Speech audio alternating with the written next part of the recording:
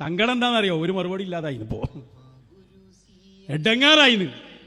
ഇന്നലെ ഒരു സഖാഫി വന്നിട്ട് പറയുന്നുണ്ട്, ഈ മൂന്നെണ്ണത്തിനെ കൊണ്ടുള്ള ഒരു ശല്യം ചില്ലറൊന്നുമല്ല.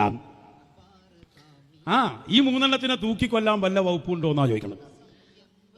എവിടെ എത്തി നിങ്ങൾ? അടുപ്പും കലയിൽ വേവിച്ചിങ്ങനെ എടുത്തപ്പോ ഒരൊറ്റ ഒന്നില്ലാതെ ഉള്ളു കലങ്ങി പോയിട്ടുണ്ട്. ഇത് ചോദിക്കേണ്ട അവസ്ഥ ഏത് ആളുകളല്ല വലിയ സഖാഫിമാര് വന്നാ ചോദിക്കണ്, ഇവരെ കൊണ്ടുള്ള ശല്യം ചില്ലറയല്ല.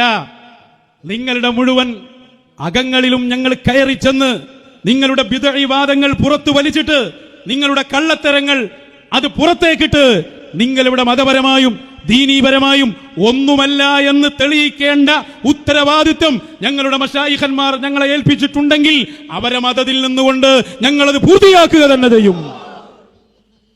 അല്ലെങ്കിൽ ഞങ്ങൾ എന്തിനാണോ നിങ്ങൾ മെയിൻ ചെയ്യാൻ ഞങ്ങളെ പുറത്താക്കിയതല്ല?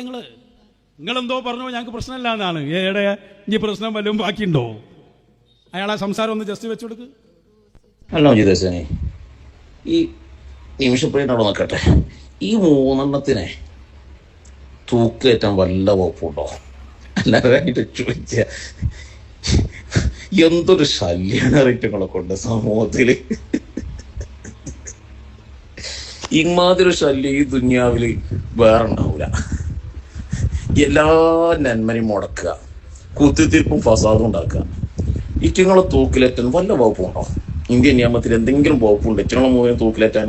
ഒരട്ടം പോരാ, ഒരു 10 ഏറ്റവും ചുരുങ്ങിയ തൂക്കിലേറ്റണം. നടക്കുവോ? വല്ല തൂക്കിലേറ്റിയാ പിന്നെയും തൂക്കിലേറ്റണം, ശിക്ഷ മാറ്റി വെച്ചാ പിന്നെയും മാറ്റി വെക്കണം. കണ്ടില്ല നിങ്ങൾ ആശ?